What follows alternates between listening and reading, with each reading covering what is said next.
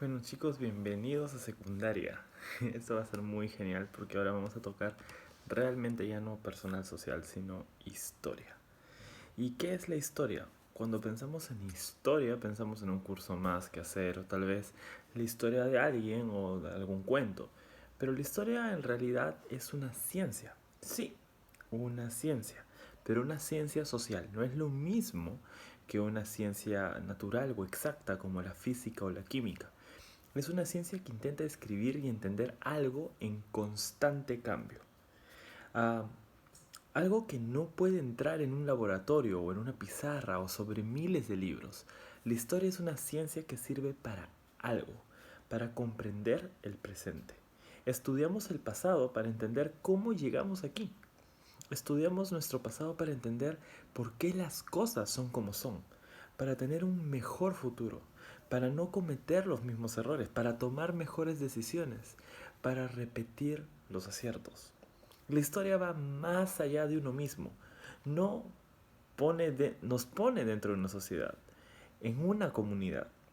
Sí, existe una historia personal, es verdad, pero tu historia personal está entrelazada, ligada, mezclada con la historia de muchos otros. Lo que hacemos afecta a la comunidad. Y así, la historia es la suma de las historias de todos nosotros.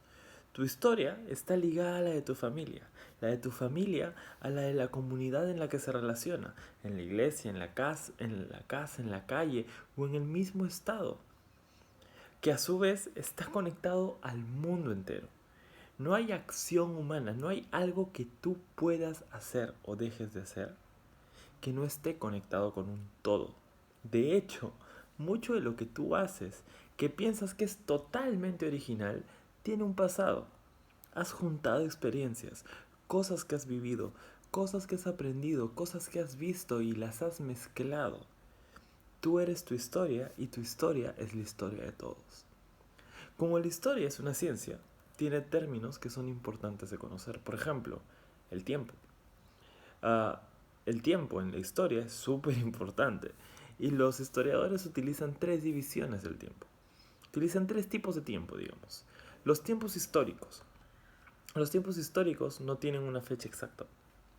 No podemos decir que empezó el 24 de enero de 1974 y terminó el 31 de marzo del 2020. No, no podemos. Solamente podemos aproximar, decir que fue entre los años 70 y terminó en los 2020.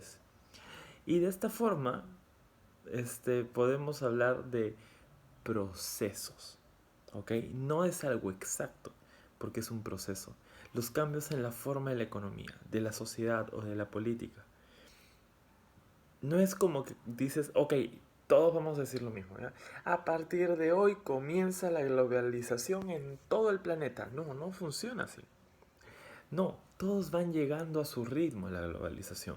Pueden demorarse años, meses, y más o menos te aproximas o no te aproximas. Entonces dices ya más o menos en estos años empezó la globalización. ¿Entienden? Entonces no es algo exacto, es algo aproximado.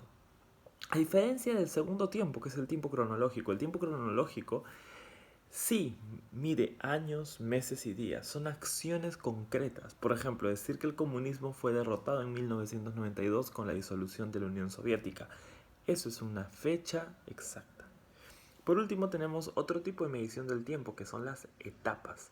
Las etapas es como, por ejemplo, la adolescencia. La adolescencia es una etapa del desarrollo, del proceso de tu vida, ¿cierto?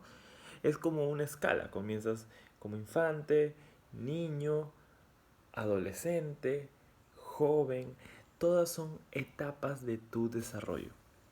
Ah, las etapas, por ejemplo, en tu vida se desarrolla totalmente y hay diferentes etapas.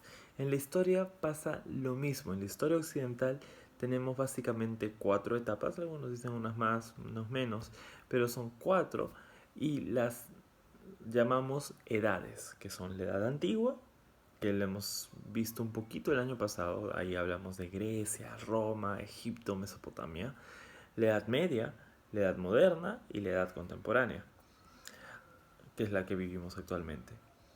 Ahora, aparte del tiempo, la historia misma se divide en dos, en la prehistoria, que son los hechos que han ocurrido antes de que existiera la escritura, y la historia, que es desde que aparece la escritura. De hecho, podemos investigar la historia gracias a que existen fuentes, cosas que nos cuentan la historia. Pueden ser escritos, sí, pero también cosas que han hecho los seres humanos, monumentos, pinturas, pirámides. Todo nos cuenta una historia. Y ni qué decir de los mitos, historias que han pasado de generación en generación de manera oral en cientos de miles de culturas alrededor del mundo. Así que, ¿listo para aprender historia este año?